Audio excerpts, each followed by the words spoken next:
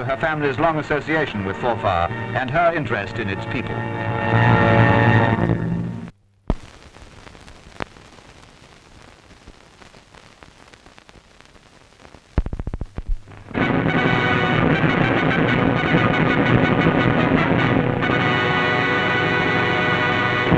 This is Movietone. Geoffrey Sumner reporting.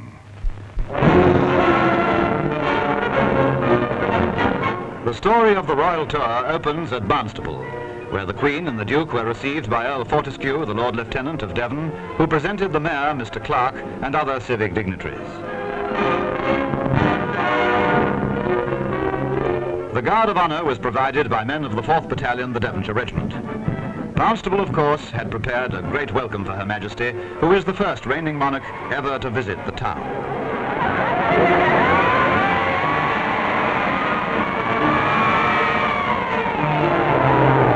The first item on the programme was the visit to Queen's Hall.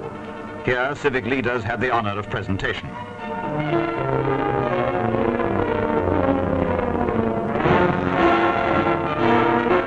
At Barnstable's famous Pannier Market, there was a tremendous acclamation from some 5,000 children.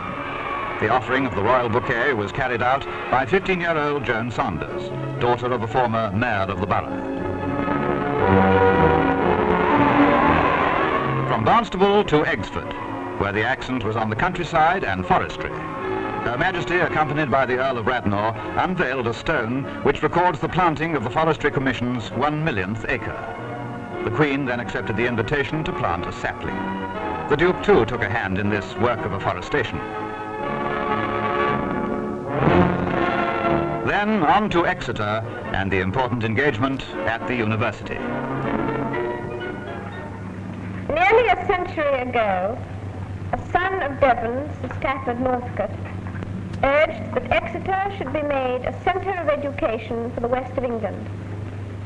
His good advice was followed, and that imaginative proposal has been so expanded that this university now serves not only the people of the southwest, but the whole country, and also contains many students from overseas, including representatives of most of the countries of the Commonwealth.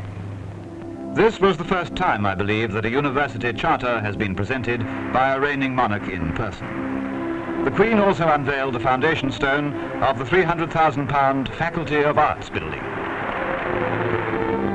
After the ceremonies at Exeter, the royal tour of the West Country was continued at Torquay, where a garden party was one of the highlights of the visit. A number of presentations were made.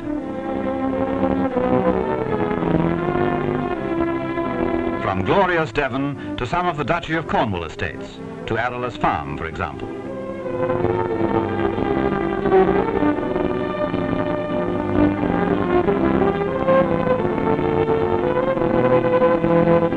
Then to Kigan Estate, where another brief inspection was carried out.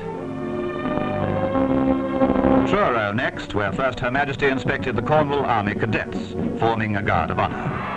Then, in anything but royal weather, I'm sorry to say, Truro's loyal welcome continued, as the Queen walked across the square, followed by His Royal Highness.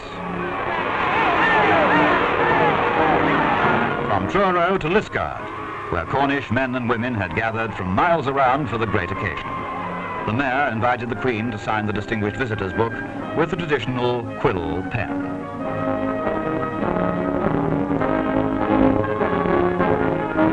Then a visit to the home farm at Stoke Climsland, where some of the products of its fine pastures were appraised by the royal visitors.